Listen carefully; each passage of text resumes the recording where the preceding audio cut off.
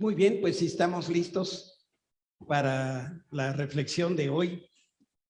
Hoy es octubre 17 del 2021 y quiero leer brevemente tres pasajes que sirven para que nosotros preparemos nuestro corazón para poder recibir la palabra. Jeremías 33:3 dice: clama a mí, yo te responderé, te enseñaré cosas grandes y ocultas que tú no conoces. Santiago 1:5 dice: si necesitan sabiduría, pídansela a nuestro generoso Dios y Él se las dará, no los reprenderá por pedirla. Y Colosenses 2:2 dice: quiero que ellos cobren ánimo y estén bien unidos con fuertes lazos de amor. Quiero que tengan la plena confianza de que entienden el misterioso plan de Dios que es Cristo mismo. En Él están escondidos todos los tesoros de la sabiduría y del conocimiento. Hoy vamos, igual que la enseñanza, vamos a concluir esta primera parte que estuvimos hablando el domingo pasado. Si mi computadora me deja. Ustedes no saben que cuando uno está parado aquí, se le olvida el nombre, las notas que hizo, para qué está aquí, en fin. Pero bueno, y esta enseñanza tiene que ver con el uso del tiempo. Mientras yo me preparaba para compartir algunos pensamientos el día de hoy, pensaba que como creyentes en Cristo, y si tenemos algún tiempo en el Evangelio, hemos desarrollado la mala costumbre de sacar un texto de aquí y un texto de por allá y otro de más para allá y decimos: esto es la Biblia, pero no es así. La Biblia es un solo libro desde Génesis hasta Apocalipsis. Ningún otro libro le hacemos esa violencia.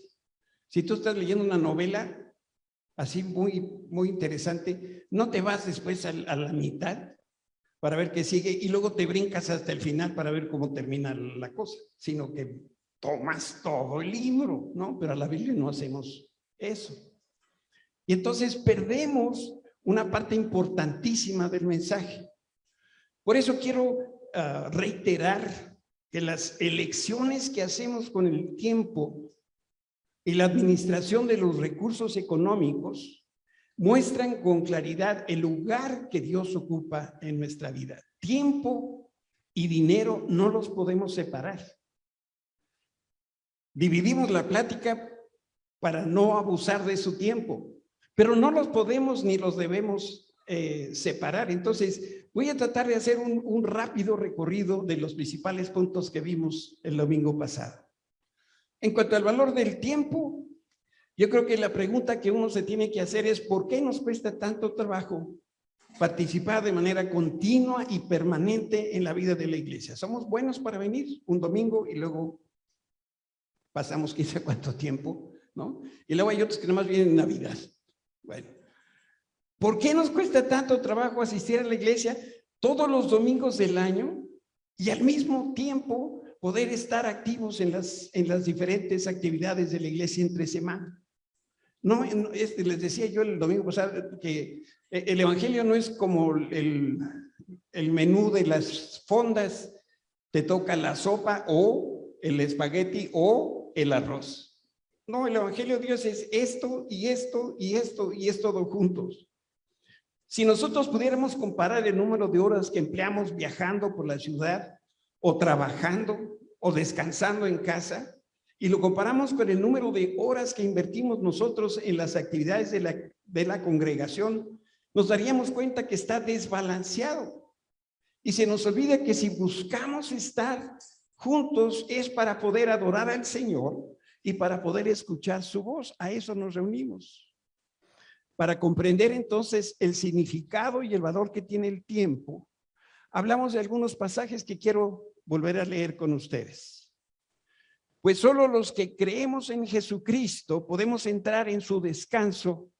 En cuanto a los demás, Dios dijo: en mi enojo juré, ellos nunca entrarán en mi lugar de descanso, que es el Salmo 95. Si bien ese descanso está preparado desde que Él hizo el mundo. Sabemos que está preparado debido al pasaje que en las Escrituras se menciona del séptimo día, Cuando llegó el séptimo día, Dios descansó de su labor. Eso es Génesis 2:2. Pero en el otro pasaje de Salmo 95:11, Dios dijo, ellos nunca entrarán en mi lugar de descanso. Estas líneas están hablando de la creación. Cuando Dios instituyó el Sabbat de descanso. Y leemos que el Señor descansó el séptimo día cuando terminó su labor. Por eso se dice, cuando llegó el séptimo día, Dios ya había terminado su obra de creación y descansó de toda su labor. Dios bendijo el séptimo día y lo declaró santo, porque ese fue el día en que descansó de toda la obra de su creación. Y lo mismo el Señor lo pide de parte de nosotros. El Señor decidió que el día de descanso sea aquel que hacemos después de haber terminado con el trabajo. Por eso Él bendijo el Sabbat y lo apartó, lo santificó para que no se usara para ninguna otra cosa más que para poder adorar a Dios y poder escuchar su voz. Ese Sabbat o sábado de descanso es tan importante que Dios lo incluyó en las leyes que le dio a su pueblo. Por eso nosotros leemos lo que Dios le dio a Moisés. Acuérdate de guardar el día de descanso al mantenerlo santo. Tienes 6 días en la semana para hacer tu trabajo habitual, pero el séptimo día es un día de descanso y está dedicado al Señor tu Dios. Y ven una chorrera de pasajes más que están puestos ahí, porque esto lo repitió el Señor muchas veces, porque el pueblo de Israel, y ahorita van a entender por qué, nos cuesta tanto trabajo realmente dedicarle el tiempo al Señor. Ahora, ¿qué pasa con los demás días de entre semana? Pues también la Escritura tiene algo que decirnos. Te quiero leer lo que sucedía en el templo. Había 2 lugares de reunión para el pueblo hebreo, la sinagoga y el templo. La sinagoga era el lugar de enseñanza, el templo era el lugar de los sacrificios. Y ahí leemos que cada día ofrecerás el becerro del sacrificio por el pecado para las expiaciones y purificarás el altar cuando hagas expiación por él y lo ungirás para santificarlo. Y por si hubiera alguna duda, por 7 días harás expiación por el altar y lo santificarás y será un altar santísimo. Cualquiera cosa que tocare el altar será santificada. ¿Cuántos días? 7 de cuántos? 7 de 7. Tú dirás, bueno, eso era para los levitas, para los sacerdotes del tiempo del Antiguo Testamento. Déjame recordarte que todos los que creemos en Jesucristo somos lo que Pedro escribe en su carta. Somos un linaje escogido, somos real sacerdocio, nación santa y un pueblo adquirido por Dios. Por eso nosotros nos reunimos también entre semana, porque somos sacerdotes del nuevo pacto que es Jesucristo. Y entonces la actividad física de la iglesia como el cuerpo de Cristo es 365 días al año. Y el Señor está esperándonos cada uno de los 365 días del año. Y cuando salgo de vacaciones, pues también. ¿Y si se me enchueca una pata? Porque han de ustedes saber que la rodilla de izquierda luego me duele. Y el tobillo derecho para emparejar también me duele. Por eso luego tengo yo una silla aquí o un banquito. No vaya a ser que en una de esas del trancazo. Pero Dios claramente dio esta indicación y nosotros atendiendo a la voz de Dios, por eso tenemos entre semana y durante el domingo también diferentes grupos que son los lugares donde nos podemos dividir para seguir aprendiendo de Dios, que son los varones, las damas, los jóvenes, los niños, los matrimonios, los grupos de conexión. Todo esto es tan importante para Dios que Dios se lo dio a Moisés a manera de una ley. Vamos a recordar nuevamente este pasaje de Génesis, Éxodo 31. Después el Señor le dio a Moisés las siguientes instrucciones. Diles a los israelitas, asegúrense de guardar mi día de descanso, porque el día de descanso es una señal del pacto entre ustedes y yo de generación en generación. Esto es tan importante, porque quiere decir esto que nosotros somos parte del pueblo de Dios y hemos quedado cubiertos bajo el pacto. ¿Y cómo se sabe que estamos bajo el pacto? Porque cumplimos con la ley de Dios y guardamos el día de descanso. Se ha establecido para que sepan que yo soy el Señor quien los hace santos. Deberán guardar el día de descanso porque es un día santo para ustedes. Cualquiera que lo profane será ejecutado. ¿Se imaginan que pasara el pastor? ¿Quién dices que no vino? Ramón, ese sé dónde vive. Ramón, voy por ti. ¿No? ¿Faltó o no faltó? Porque también nosotros tenemos una idea tan curiosa que es la justificación, que no es la justificación bíblica. Si tú traes un justificante, Ramón, de que estás enfermo, ¿se le perdona? Díganme sí o no. A ver, díganme, ¿sí o no? No, por supuesto que no. ¿Está enfermo? Y nosotros creemos que si traemos justificante, entonces me va a poner presente. Pues si no estás, ¿cómo te voy a poner presente? Es que tengo un justificante médico. Versículo 14. Deberá guardar el día de descanso porque es un día santo para ustedes. Cualquiera que lo profane será ejecutado. Y el que trabajase ese día será excluido de la comunidad. Aquí también caben los estudiantes, ¿verdad? Que dicen, yo el domingo tengo que estudiar porque tengo examen el lunes de matemáticas. Bueno, versículo 15, tienen 6 días en la semana para hacer su trabajo habitual, pero el 7º día será un día de descanso absoluto, un día santo dedicado al Señor. Cualquiera que trabaje el día de descanso será ejecutado. El pueblo de Israel deberá guardar el día de descanso y conmemorarlo de generación en generación. Es una obligación del pacto para siempre. Es una señal perpetua de mi pacto con el pueblo de Israel. Pues en 6 días el Señor hizo los cielos y la tierra, pero el 7º dejó de trabajar y descansó. Cuando el Señor terminó de hablar con Moisés en el monte Sinaí, le dio las 2 tablas de piedra grabadas con las condiciones del pacto que fueron escritas con su propio dedo.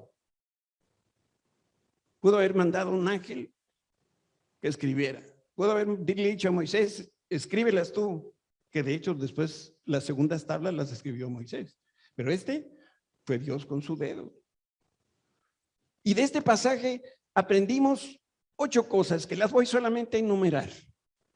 Para empezar, el día de descanso es tan importante, lo estoy diciendo porque Dios lo escribió con su propio dedo. Observar la ley de Dios es una marca que distingue a los hijos de Dios. Somos conocidos dentro y fuera de la iglesia por nuestros actos, por nuestros hechos. Guardar fielmente todos los avances del año equivale a un anillo de compromiso. ¿Verdad que hicimos el numerito el domingo pasado? Dijimos, ¿cuántos de los esposos, quién sabe quién, traen puesto el anillo de bodas? Y para mi sorpresa, no, poquitos traían el anillo. ¿Quieren ver quiénes son? ¿Verdad? No, pues ya me echaron, mi señora me echó ojos de matraedora. Número 4, cumplir y guardar el día de descanso es un compromiso perpetuo para mí, para mis descendientes. Si yo soy fiel guardando el día de descanso, mis hijos, por el testimonio en casa, también lo van a hacer. 5, cada domingo cuando me encuentro cara a cara con Jesús, estoy declarando que Dios me apartó en exclusiva para Él, para estar en su presencia, y su presencia nos santifica. 6, es mi testimonio a Dios, es mi manera de decirle al Señor y a la iglesia y al mundo, Señor, tú eres lo primero para mí. Tan eres lo primero que es la primera actividad del primer día de la semana que estamos aquí. 7, es una declaración de elección. Yo estoy diciendo a voz en cuello que no tengo mayor interés en el mundo que Jesucristo, que el reino de Dios. Y finalmente, pasé mis demás intereses a un segundo plano. Primero Dios y después pone todo lo que tú quieras, trabajo, etcétera, familia, salud y todo lo demás. Hasta aquí nos quedamos el domingo pasado. El día de descanso es una idea revolucionaria de Dios. Y el Señor apartó este día para que lo adoremos a Él y también para que renovemos nuestro espíritu. Solamente así es como vamos a poder hacer nosotros frente a una semana de trabajo. Tenemos una idea equivocada sobre el descanso. ¿Cuándo salimos nosotros de descanso? Decimos, pues después de un tiempo de mucho trabajo, ¿verdad? ¿Sí o no? Pues estás completamente equivocado.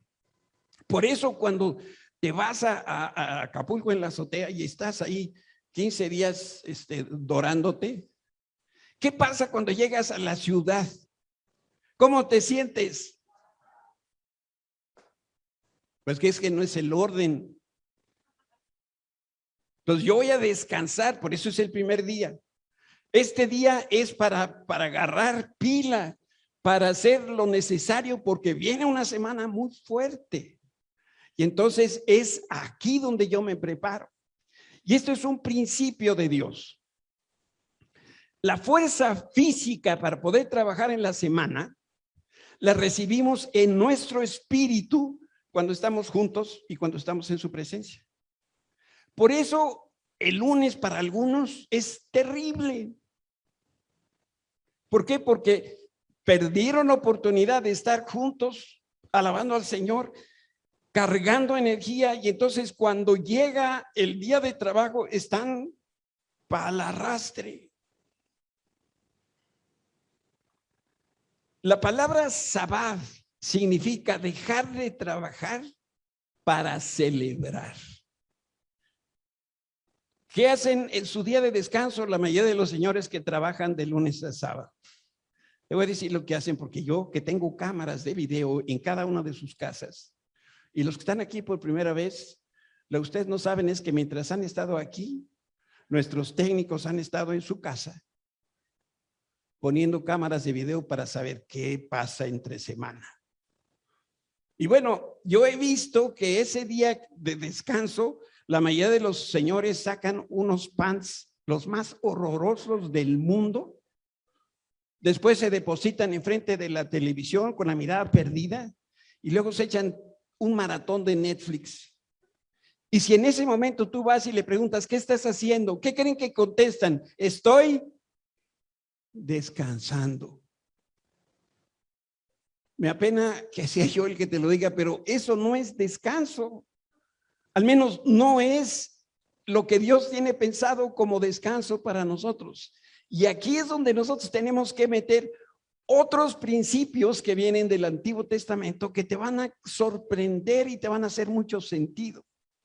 Si tú eras agricultor, quiero que me escuches bien. Si tú eras agricultor en tiempos bíblicos, deberías dividir tu tierra en 7 parcelas. La ley establecía que una de esas porciones de tierra debía descansar cada año. Esta medida la planeó el Señor para que la tierra reposara, descansara y rejuveneciera. Esa sección que descansaba volvía a la vida después de un año, después de una semana de no trabajarse.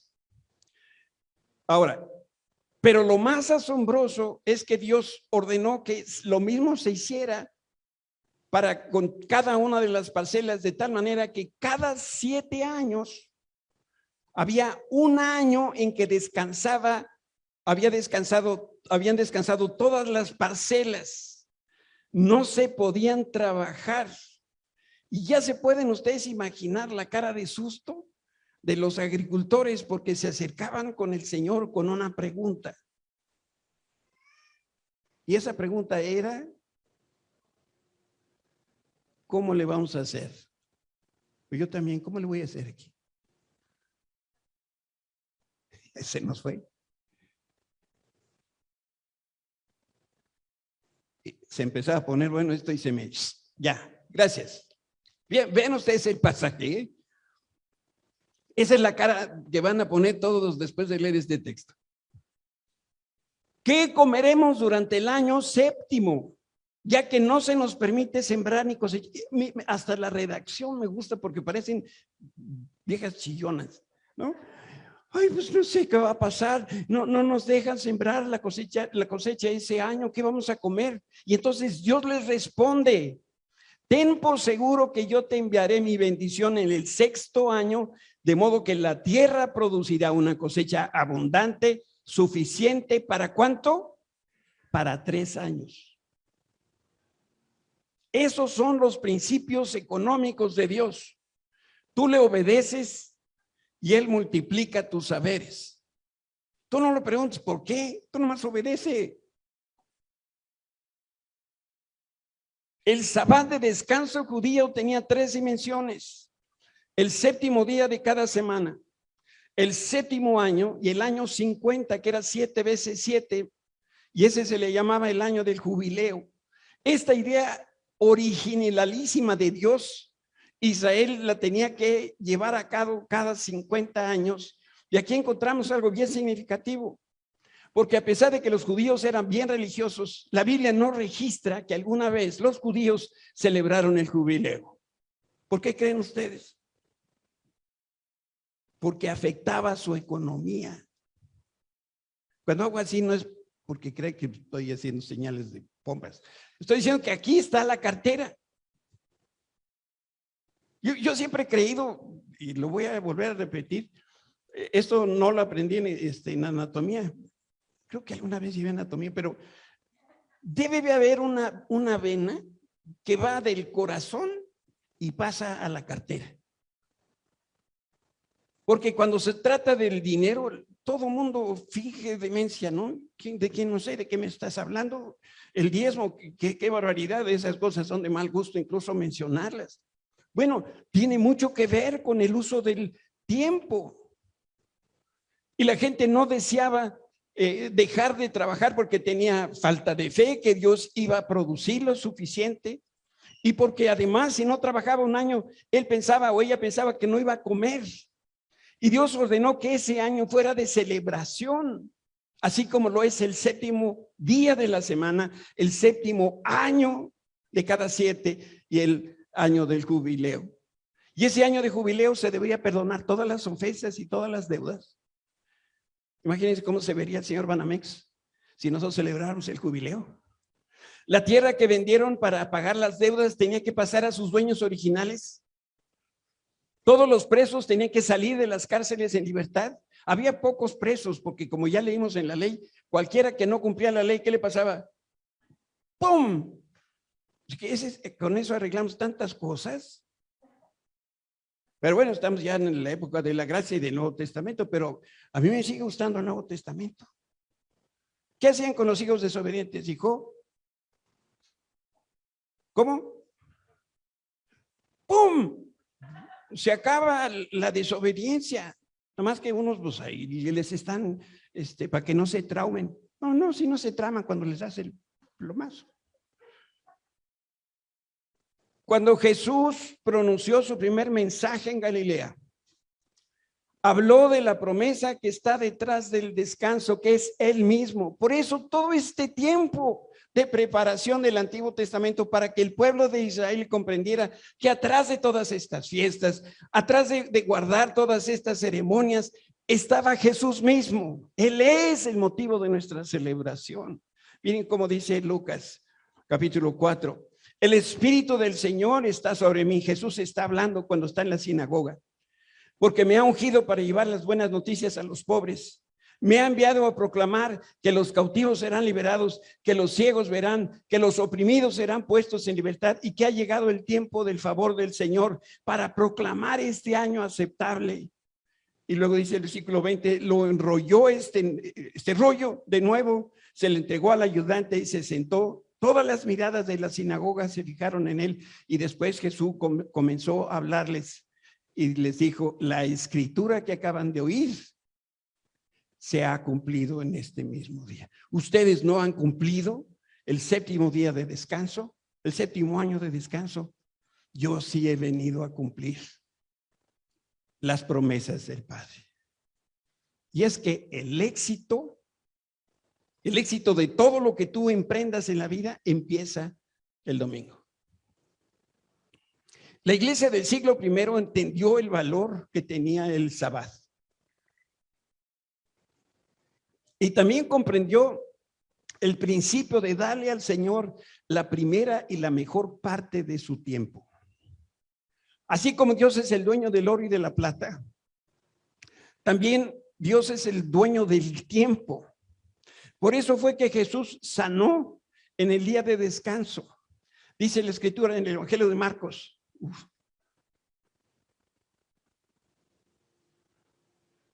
Perdón, ya me perdí.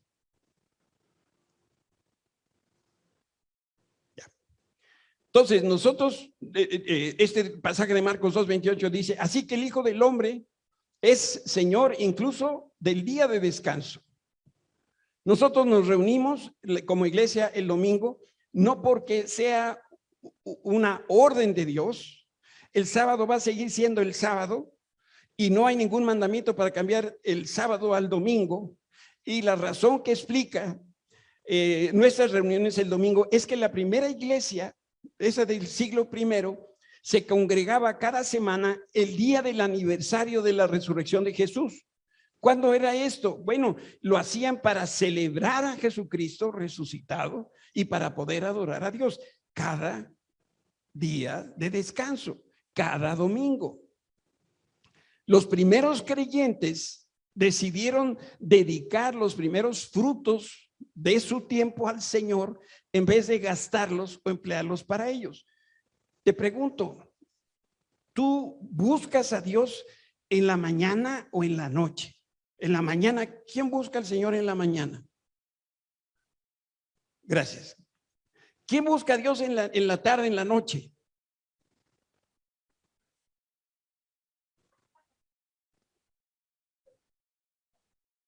¿Tomaste nota de quién son, hijo? La primera hora, los primeros frutos, el primer día de la semana. ¿No les dice eso algo? Que Dios quiere lo primero y lo mejor de nosotros.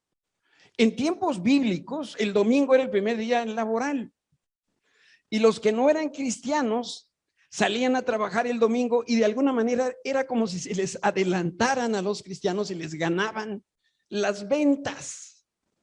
Pero los cristianos literalmente le daban a Dios el fruto del primer día laboral de cada semana. Si tú eres una persona de números, yo sé que estás haciendo ahorita operaciones ahí en tu cerebro pensando, un día entre 7 equivale al 14.29% de mi tiempo. Y además le tengo que dar al Señor 10% de todo lo que yo tengo. Por su parte, los cristianos del libro de los Hechos habían entendido la trascendencia de consagrar al Señor su tiempo y sus recursos. Y esta práctica se convirtió en una ofrenda que Dios aceptó. Y es a través de esta ofrenda de tiempo y de dinero que el tiempo se redime. Ahora vas a entender por qué el Espíritu Santo guió a Pablo a escribir, andad sabiamente para con los de afuera, redimiendo el tiempo. A los efesios les dijo lo mismo, aprovechando bien el tiempo, porque los días son malos. Esta palabra redimir significa pagar por recuperar algo o alguien del poder del otro. Ay, nanita, a ver si te lo puedo explicar. A mí me queda muy claro aquí, pero luego no sale como yo quiero decir. Redimir es comprar, es pagar.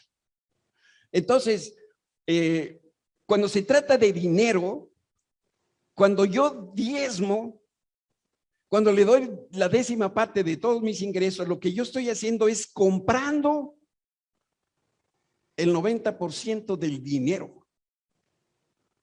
Y ese dinero me va a rendir para que me alcance para todas mis necesidades. Lo mismo pasa con el tiempo. Yo al venir y dedicar el primer día de la semana, de consagrarme al Señor, a darle las primeras horas de mis días al Señor, del mayor tiempo posible, lo que estoy haciendo es redimiendo, comprando las demás horas. ¿Para qué? Para que no tengamos que decir al final, es que no me alcanza Él.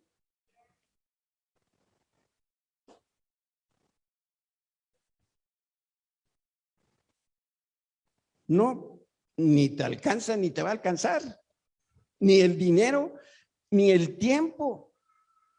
¿Por qué seguimos igual, comadre y compadre?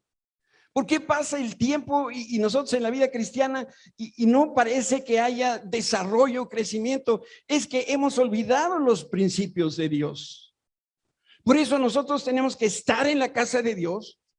Tenemos que hacer iglesia todos los domingos y cada vez que se pueda, que haya una actividad entre semana, y que si es oración, oración, y que si son las mujeres y los varones y los jóvenes. ¿Por qué? Porque nosotros al decir esto estamos redimiendo nuestro tiempo, estamos enseñándole al mundo que Dios es lo primero para nosotros, pero no solamente lo decimos, lo estamos manifestando con hechos. Para algunas personas su semana empieza el lunes. ¿Cómo es eso? Pues son esas personas que no pueden esperar a que amanezca y entonces se llevan trabajo de la oficina a su casa. Y el domingo, ¿qué están? Y ahora con la computadora pues es fácil. Le están avanzando al tiempo. ¿Cómo que le vas a avanzar al tiempo? El tiempo es de Dios. Le estás quitando el tiempo al Señor. Ese es su tiempo, ese es su día. Cuando nosotros nos acercamos con una persona que no hemos visto en un tiempo y le decimos, oye, compadre, no te he visto en las reuniones, ¿qué pasa? ¿Estás bien? ¿Estás enfermo? No, man, es que tengo tanto trabajo. Y luego, no, pues eso. O sea, por el trabajo no puedes. No. Y entre semana, menos. Si vieras mi jefe, hijo. Otros empiezan su semana el viernes. Igual no se esperan a los tiempos de Dios. Esos son los que empiezan su fin de semana el viernes a las 2 de la tarde. Ya los conocen, ¿verdad? El dominó del viernes. Entonces, pues no acabaron la semana y entonces, ¿qué tienen que hacer? Llevarse trabajo a su casa, ¿no? Para que entonces le avancen al tiempo, pero tampoco va a resultar. Para los cristianos, entonces, la semana empieza el domingo, pero el domingo no es toda la semana. Todo el tiempo le pertenece al Señor. Por eso el primer día de la semana, de todas las semanas, nosotros lo hemos consagrado para celebrar a Cristo, que resucitó de los muertos. Y como nos urge empezar bien la semana, por eso llegamos no solamente a la hora que empieza este tiempo de reunión, llegamos antes. ¿Quiénes son los que llegan antes? ¿Ustedes saben? Bueno, si ustedes un día vienen antes, se van a dar cuenta quiénes están. ¿Quiénes creen que están? ¿Los qué? Los que sirven. Ellos han tomado la decisión. A Dios le voy a dar lo mejor de mi tiempo. Le voy a dar lo mejor de mis ingresos. Y por eso, si me piden hacer algo, yo voy a llegar aquí y voy a hacer lo primero para el Señor. Por eso, desde mi punto de vista, participar, estar involucrado, asistir puntualmente a todos los domingos de Oasis, todas las actividades entre semana, es otra manera de demostrar que Dios realmente es lo primero en nuestra vida. Por favor, no te ofendas por lo que estoy diciendo. ahora de por sí no veo muy bien, pero ahora con la cosa que traes en la boca no te veo tampoco si estás riendo o estás seria o serio conmigo. Algunos ya se querían parar hace ratito. ¿También tomaste nota de eso? Dios no necesita que te congregues, pero tú y yo sí necesitamos congregarnos. No le haces un favor a Dios viniendo, ni le haces nada si no vienes, ¿sí? Es que ¿quién atiende a mis hijos? Pues tú. ¿Cuándo? Porque no tengo tiempo. Dios me mandó con este recado para ti. Demuéstrale a Dios que Él es el primero en tu tiempo y verás cómo el tiempo te alcanza para hacer todo lo que Dios quiere. No dije todo lo que tú quieres. No, es todo lo que Dios quiere. Y entonces, y solamente entonces, vas a progresar en todo lo que haces. Una receta, un principio del reino de Dios. Dale a Dios todo tu tiempo. Dale a Dios todos tus recursos y Él te va a prosperar. ¿Quieres cerrar tus ojos un momentito para poder orar?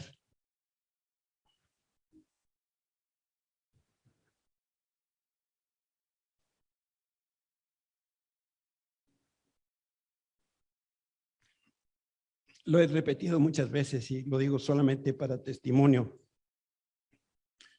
de la bondad y de la maravilla de Dios. El Señor me llamó a servirle de tiempo completo cuando yo tenía 14 años. Y yo pensé equivocadamente que Dios no me podía sostener a mí y después a mi familia siendo un pastor. Y creí una mentira. Y el Señor me trajo del tingo al tango, de un lado a otro. Cambié de trabajos, cambié de giro de trabajo. Busqué diferentes cosas que hacer en la vida. El Señor en su misericordia también nos bendijo a través de eso. Y no fue sino hasta que cumplí 50 años que el Señor me dijo, ya estuvo suave de hacer las cosas a tu manera. Ahora las vas a hacer a mi manera. Y en ese momento la iglesia fue la voz que Dios usó para hablarme y decirme, te necesito de tiempo completo sirviéndome. Dame todo tu tiempo, dame todos tus recursos, dame tus hijos, dame todo lo que tú tienes.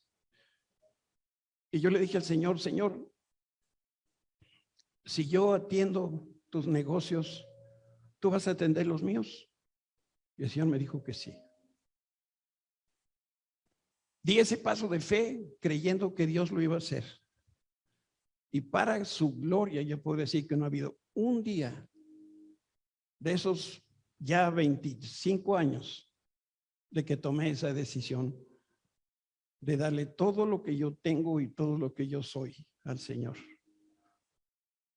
Y puedo decir que mi vida es un éxito, no por el tamaño de la iglesia que somos, sino porque estoy haciendo lo que Dios quiere que yo haga. Y por eso yo te quiero invitar en esta hora que tú también tomes esa decisión. No te preocupes qué va a pasar contigo, o cómo vas a vivir, o si te va a alcanzar el tiempo o el dinero. De eso se encarga el Señor.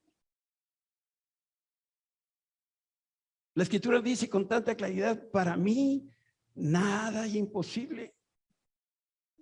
Ríndele tu vida por completo al Señor. Y Él te va a bendecir y te va a hacer un hombre y una mujer de éxito. Señor, tú ves nuestros corazones, tú ves nuestras debilidades, Señor, nuestras flaquezas. conoces nuestras dudas.